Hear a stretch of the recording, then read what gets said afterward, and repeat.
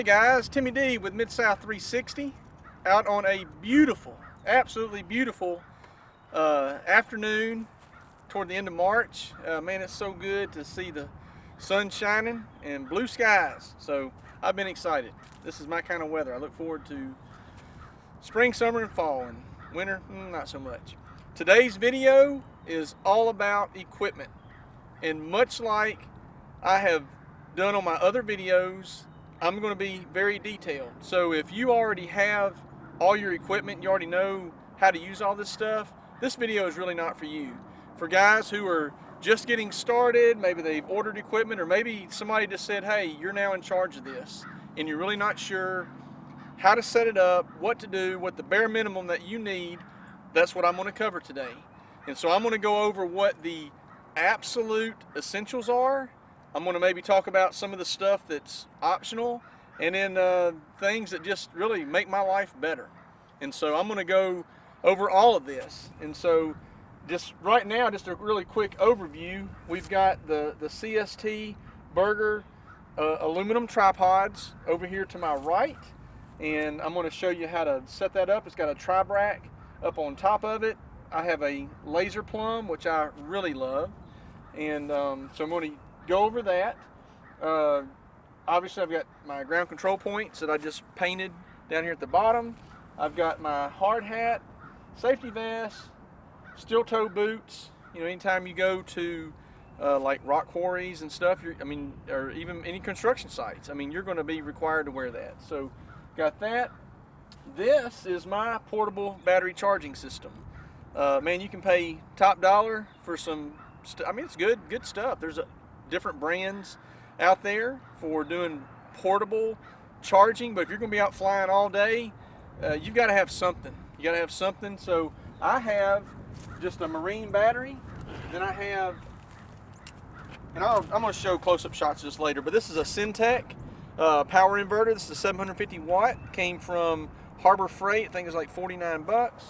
So if you already have a marine battery, maybe you've got a boat, or for whatever reason you got a spare battery, then you can charge that thing up and it will carry you all day for charging your drone batteries. And then of course I got a 3 battery charger, the staple for my mapping, my Phantom 4 down there. Got to have cones. Those are little cheap plastic cones. Don't get those. Man, I've been using those things, but on a windy day you put them on pavement, they're gone. So actually that'll be something I'm going to upgrade soon, is go ahead and get you some of the heavy good rubber cones. And there's places you can get. Lowe's carries them. I'm sure I'm going to shop around and find a really sweet deal on some of those, and I'll just keep those as spares. But anyway, so got my little, this is a utility little flashing white and yellow light I put up on top of the truck. So fact is, you go out to work somewhere, you put your safety vest on, your hard hat, and your light, and you know what? People don't mess with you. You go out, you're working. One, it's for safety. Two, people don't bother you. They don't think you're just some drone guy. You're a guy working. So big help there. In the summertime, man, in Mississippi it gets hot. It gets very hot. And so the two things I want is shade and a breeze. So I have this little tailgater that came from Harbor Freight, and just a fan I've had for years. And so that little old small 2-stroke generator will run that fan without any problems whatsoever. So that's what I have to keep me cool. And then this guy, so this is a umbrella, and so I got that from Walmart on sale for I think it's $49, normally $100. So it was in the off season. I got it on sale, which was nice. And so it will slide right into the hitch, and then that thing will pop open, spread out, and it can tilt back and forth. I actually had an old one I used when I for set up like for crappie fishing, big one, but this one works a lot better. So I really like it. But when you need shade, man, you can't beat that. That's something nice to have. Then of course we got the MLID Reach RS units. Got my rover already mounted up here. That'll be my base, and I'll show you guys mounting that up in a minute. And then this is my kit for doing the, when I put it on the Phantom 4 for doing like PPK flights. But you know what, when you're just starting out, all you need is a Phantom 4 and something to do your ground control points and you're in software and you're in the mapping business. This is my Prism pole. I've got a RAM mount to hold the iPad on there. Man, that's nice. You got to have something when you're walking around. You can't be putting it in your pocket or putting it under your arm. That's a pain in the rear. So that RAM mount, and what I've tried to do in the past is I figured out a way to put that particular RAM mount on my controller. Oh, and speaking of which, hold on.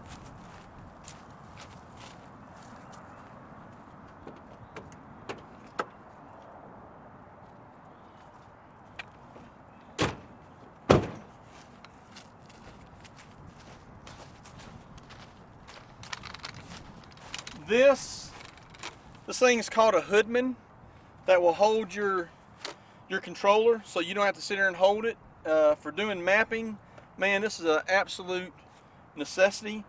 To be quite honest, this thing is made like a piece of crap. The metal's thin, it can bend. It's like $70.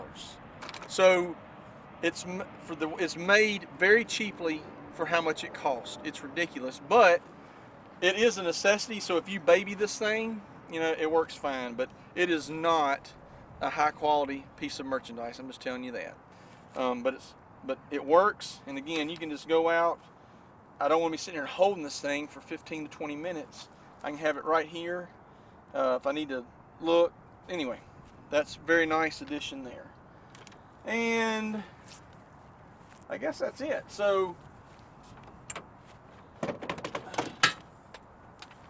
this is, and I actually just got this pole just the other day. So on your Prism pole, this one is a quick release lock on it. So you can just open it up and then raise it up, push it down to lock. I'm really gonna make this my primary pole. That one has a twist lock on it. I've had a couple times where I went out, I thought I had it good and tight, I twisted it to lock it, and you know, found out later that thing had slid down a little bit, which was very aggravating. So I will probably switch over. This is going to be my primary pole that I'll start using. Now that has a tripod mount on it. This is a bipod. When you've got your GPS sitting up on top of it and you're on a windy day, you want to use a tripod. I once had this, and the guy told me, said, man, you know, a big wind's gonna come up one day, knock it over, and boom, there goes your Emlid Reach RS. So I switched over to that little tripod. A little bit more time to center up, but it's never going to fall over. So anyway, that's it. Now I'm going to pause, and then I'm going to go over each. That was just a rundown. I'm now going to go over kind of more specifically on the Tribrach, how that works, how you level this thing up. Again, if you guys already know, I'm going to link each little section.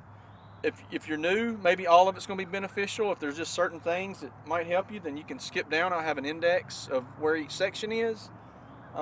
If you have questions, let me know. But hopefully I will cover all this in detail, and I'll have links to the kind of stuff I use. Again, there's other options. This is not a lot of the stuff. You know, I'm getting stuff that's good but yet cost effective. I mean, I don't have $1 million in the bank, so you know, I want to try to save money where I can, and that's it. So we'll stop, go over each one of these individually, and hopefully it's beneficial. Before, I don't want to ramble on too much here, but I've got some upcoming videos that I'm going to be working on. Let me think. I'm going to do a mapping mission. I'm going to go out and I'm just going to literally walk. We're going to go out, set everything up, and do it from start to finish. Not necessarily on the processing side of it, because I've already gone over doing the processing of like using EasyServe, but just the whole process of going out, setting out your GCPs, getting everything, logging, So from that standpoint, we're going to go from the very beginning until the mission's over and I'm leaving. So that way, if you're new, you want to know how to do that, I'll have it. I have been testing, so I have Pix 4D desktop, but I have been testing software called Drone Mapper, and it's at dronemapper.com. And from all indications, it is a really solid photogrammetry software that's a very good cost-effective option to Pix 4D and drone deploy. And so I'm going to be I've been testing it, working with it, using it, trying to learn it. So I'm going to do a tutorial on that and give you information on it. And again, I think for people that are really looking to you know, get what they can for the least amount of money and be able to do drone mapping, the Drone Mapper software is going to be a good alternative. So that's something there. There are a couple other videos.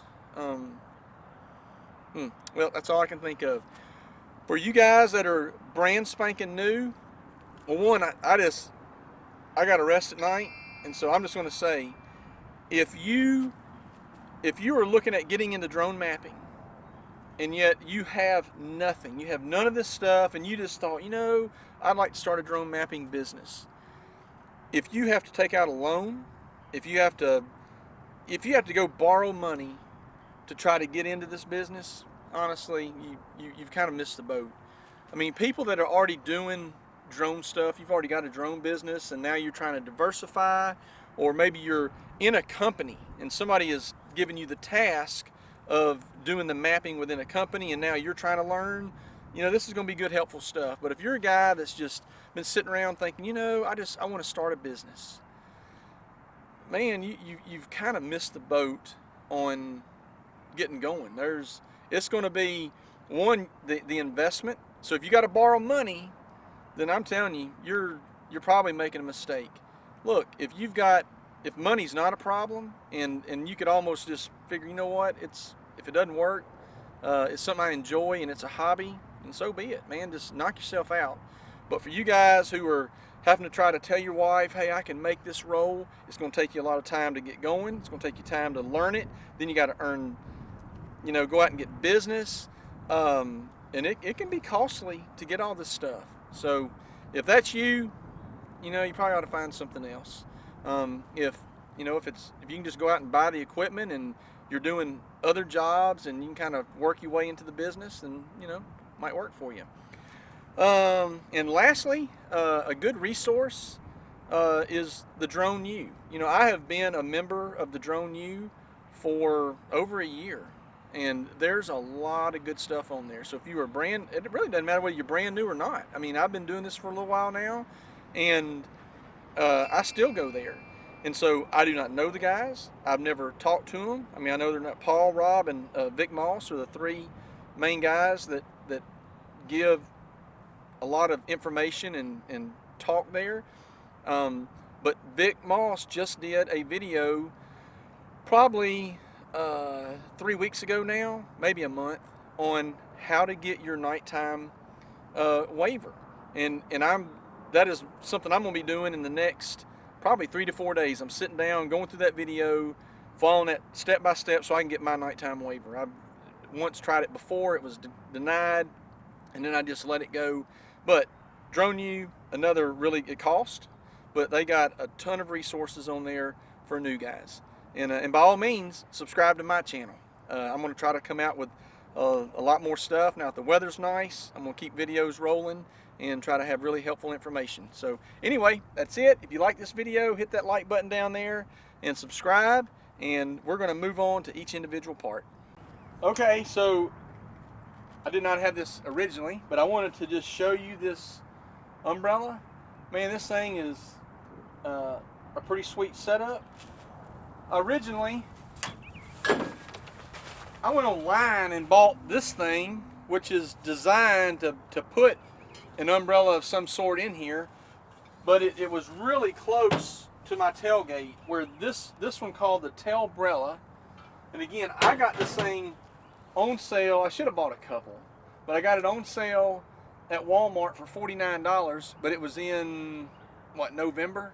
And I saw it and I said, gotta have that. I think the regular price on it is $100, but still it would be worth it. Now you can take this thing and tilt it. So depending if you have a really low sun, you can tilt it, but this thing has a crank just like a normal, you know, umbrella that you would have out on your patio. But when you need shade, and the biggest thing, you know, you're trying to see your monitor, you can have your little shade protectors, but what this thing really helps is to help see your monitor. And if it is a blistering hot day, it will sure enough keep you cool.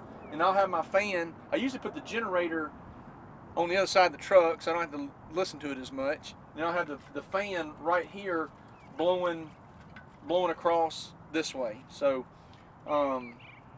works great.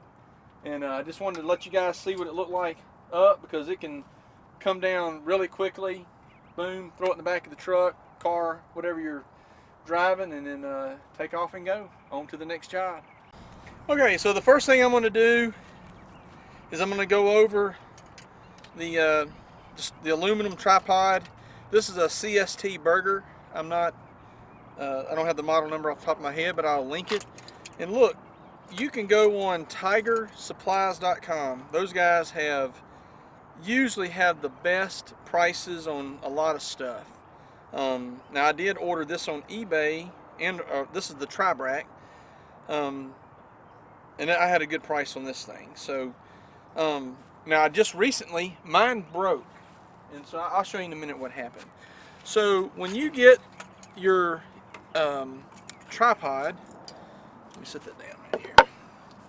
This, I mean, one, you got your legs that slide up and down for doing the initial adjustment, and then in the middle you have this little piece that will move back and forth and move around like that, and that is so that when we get down and get it perfectly level, we can now loosen this up a little, and we can move that Tribrach until that laser dot is exactly over the point. Maybe you're actually setting up over a reference point, over a known point, and so that's when you use that functionality. If you're just setting it up as a reference just in the field, then as long as you have it level, moving it around doesn't matter. So anyway, you've got your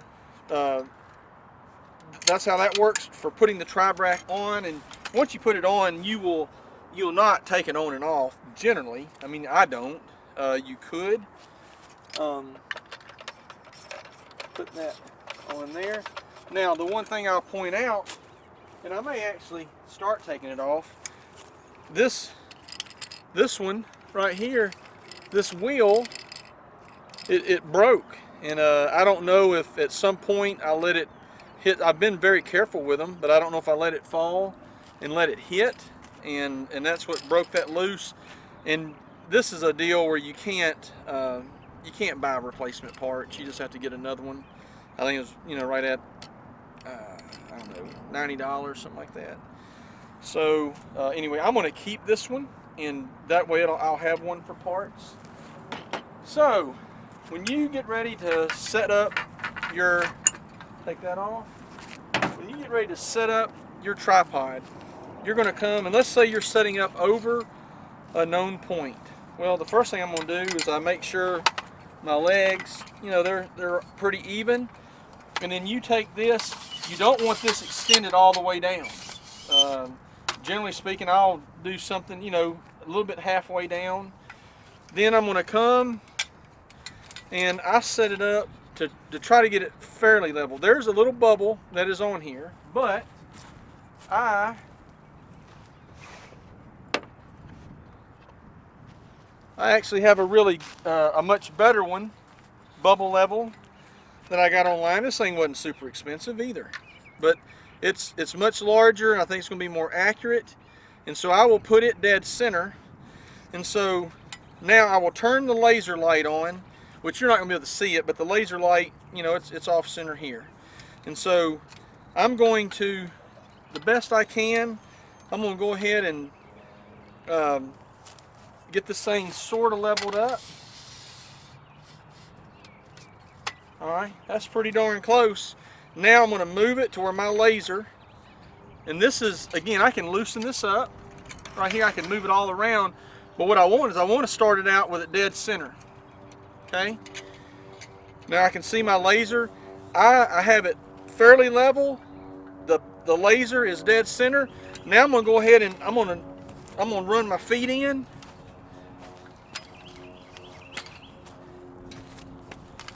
All right, so my feet are in. This thing's going to be, it's in the ground rock solid, okay? Now I can go ahead and use this to get it even a little closer. Now on your Tribrach, and I'll see if I can show this here, there's a line. And when you start out every day, when you start out new, what you want to do is screw it to where this dial is now even. Do I have that in the picture? Yeah, with the line. And so if all three of them are up even with that line, you're in the midway point. And now I can take these and I can move this until to that bubble, and man, it is pretty darn close to just being, I mean, perfect. So it is literally almost perfect, looking at this bubble straight down. Now that I have this perfectly level, my laser point is probably 3/4 of an inch off of the center point. And so if I'm setting this up over a known point, now I'm rock solid, right?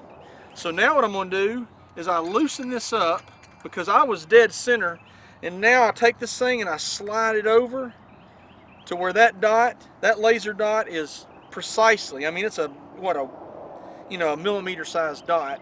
It is precisely in the middle. Now I'm going to tighten this back up, and again, laser dead center. Now there is a, it's going to be on the bottom. There's a little hook, and so if you want to hang a plumb bob off of here, that hook, so sometimes you may have to move it up to the side so it doesn't block your laser, but move that. And then if you ever want to do like calibrate or just make sure that your laser plumb is actually accurate, and you can hang a plumb bob straight down and test it that way. But all right, so now I can actually turn my laser off. Don't need that anymore. I don't need that. So your Tribrach just has 3 feet right here. Those 3 feet are going to just sit down in these 3 holes. And when they sit down, you just turn the knob to lock it in, and now it's locked. And what I will usually do is I'm going to go ahead and put my reach base. I'll go ahead and just screw it in first, put my antenna on, and then I will set it down in here and lock it. Now there are different kinds. This Tribrach, once it is locked into place, you can spin it around. That is what I like. Not all of them are like that. So if you get a base, I don't even know what if they just call that a rotating base, but there's no play in it whatsoever, but it's got bearings so that it can spin. So I like, if I'm standing here and I want to turn this around, power on, I can do that. So this thing is now on. We are still pinpoint accuracy down on the reference point, and you're ready to fire this baby up and start logging, and just leave that there. So that's all there is to setting this up. A pretty straightforward and simple process. And again, you've got these feet in the ground. You could have a super windy day. Man, this thing, it's on there. I mean, I can sit here and push this thing and it's not going anywhere. So, I mean, could I just come over and just knock it over? Sure. But when you run those feet in the ground, it's going to be solid. Okay? All right. So I will move this out of the way. Ugh.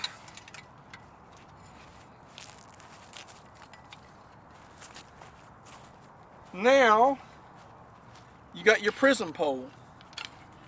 So whether you have a tripod adapter mount or a bipod, they all work the same way. There are 2 buttons right up here, and so when you push that button, whoop, it turns loose and lets it go down. So And then you have a bubble level right here. You can either add on additional, if you want a bigger, better bubble level, then you can do that. So, you know, you're going to start out, I raise my feet up. Let's take my little rubber cap. All right. So I go down to my ground control point, and I put that dude, I'm talking about dead center on the dot, okay? Now, I'm just going to run these, I push my buttons, and then these two, you take those, and you can stick them in the ground, and that'll really help hold them.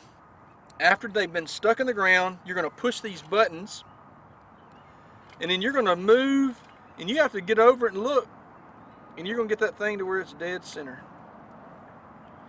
And after it settles, you may have to make a little minor adjustment, and sometimes it's easier to actually move, do one button at a time. So when one's been adjusted, then only adjust one leg at a time until you can get it perfect. And that's as close as you can get. But now you want it accurate, right? Because you imagine you're almost 6 feet above the ground. If you're just slightly off up here, just a little bit there, it makes a big difference. I mean, we're starting to talk with angle and distance. You know, you can be several centimeters off. So you do want to get it nice and accurate. If you only have a bipod, then you want the wind blowing, you want the two legs downwind so that it doesn't blow your unit over. The only difference between this and the tripod, excuse me, is you're going to raise one leg up, get it level, and after it's good and level, I will then go ahead and then let that third leg tighten up just to be kind of a safety measure. But same principle. You are going to set the height on this, and it's not going to change. Once you put it to whatever height you want to go to, then you lock it in. You're just going to leave it there. That's what you're going to do for the rest of your surveying the ground control points. Now, one thing, let me see, what did I do with it? Now, one thing that I use, especially because your base unit, it's hard.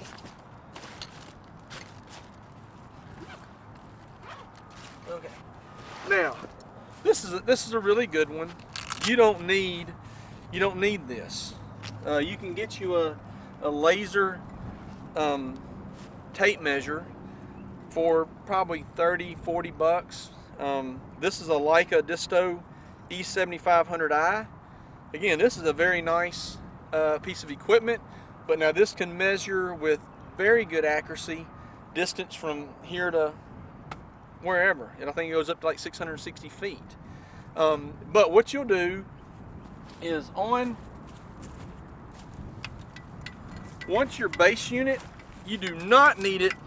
So when you're measuring with a Prism pole, you already know what your height is. You got it here. If you're using the gold adapter in the MLID software, you're going to mark that. So this you already know what your height is. You're not needing any measuring. My feet are stuck in the ground. But for this one, this is where the height is going to always be. You have no idea. So on this particular model, you know, I will, on my base unit, I'll use this Leica Disto laser. I used to have a little bracket that came off, and I could set it in there, and that's overkill. Don't need it. You know, I will come up and put this thing to where it is exact right here, and then I'll measure to the ground. Sometimes I'll put a little flat piece of metal or something that's right under it, so it's right on the ground, and I measure my height. I survey one point on the base unit, and I do that so that I have my height recorded for when I go back. If you don't, you will forget. You'll go in, you'll go, what was my height? You've lost it. If you always do a 1-point survey on your base unit, even though it's not moving around, you don't even have to treat it as a survey. You're just going to look at it for the purpose of knowing what the height is. So just remember that. But having a little laser level, a laser tape measure, definitely something that's beneficial. And I think what else? Right here. Let's say you're maybe doing a neighborhood, right? So you've got your pole, your Prism pole.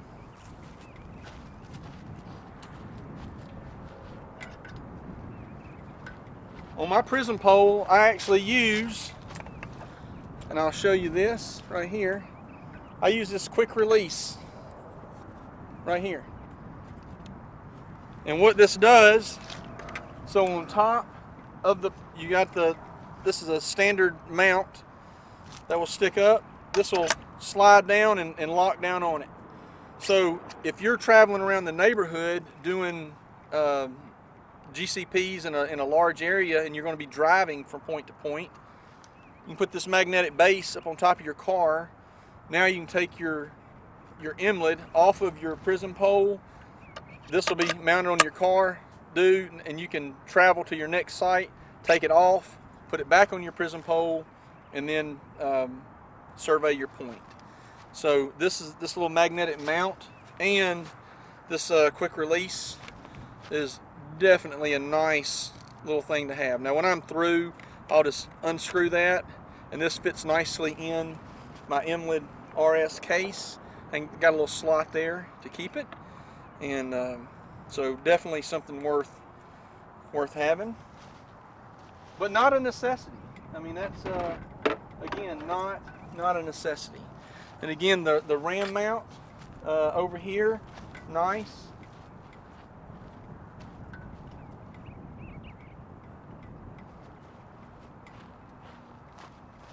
So now we got our pole right there. I can just move this thing over. And this is nice because now I can just pull this out. This ram mount, man, it can handle all the way down to a cell phone. If you're doing a small little cell phone is what you're using for your device to survey, you can flip it around and use the gray points on it. But if you're using an iPad or something like that, man, that's this mount, nice little mount, and definitely I'd put that up on the top of the list for carrying your device on the pole, because it's a mess when you have to try to put it under your arm or stick it in a pocket. And let's see what else. I mean, I guess that's it. Now let's talk about battery charging. So, you know, again, I've already showed you let's get some of this stuff out of the way. I already showed you the battery itself, and then the Syntec inverter, and then I have this little, I don't even know what brand this thing is. It's a DO-YXC06. I had one go out, used it for a long time, and it went out. The fan inside went out, and so I bought a replacement, and this one's working fine. In the summertime, the biggest issue you're dealing with is heat. So you come in, for your battery to start charging, you have to cool that battery down. And so if you know, man, you're going to be rolling, depends on how many batteries you have. You know, if you have a small number of batteries, you know, getting it recharged quickly is even more important. If you have say 6 to 8 batteries, you got a little bit of time to let that battery cool down on its own. In the past, what I did is I had this really thick, I don't even know what you call this material, but it's very thick, okay? And the name of it is Inner Bravo, right there.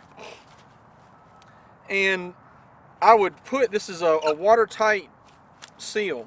So I'd put the battery in here, and then I'd take this, seal it back up, and I'd put it down on in ice. And I'd do that for about, I don't know, I didn't want that battery to get cold, but I did that so that it would quickly drop the temperature on it. You know, I have no idea whether there's any concrete information that could say that's a good idea or a bad idea. But what I needed to do was get the battery temperature down, and you have to keep the battery dry. You don't want to buy another, that'll ruin your battery. So this little pouch, which is designed to keep food, but it's very heavy. Ziploc bags, they do not work. You will tear holes in them, so trust me. Ziplocs don't work. This right here, this works. I'm going to 3D print something to where I can put my battery in there and have the equivalent of a computer cooling fan.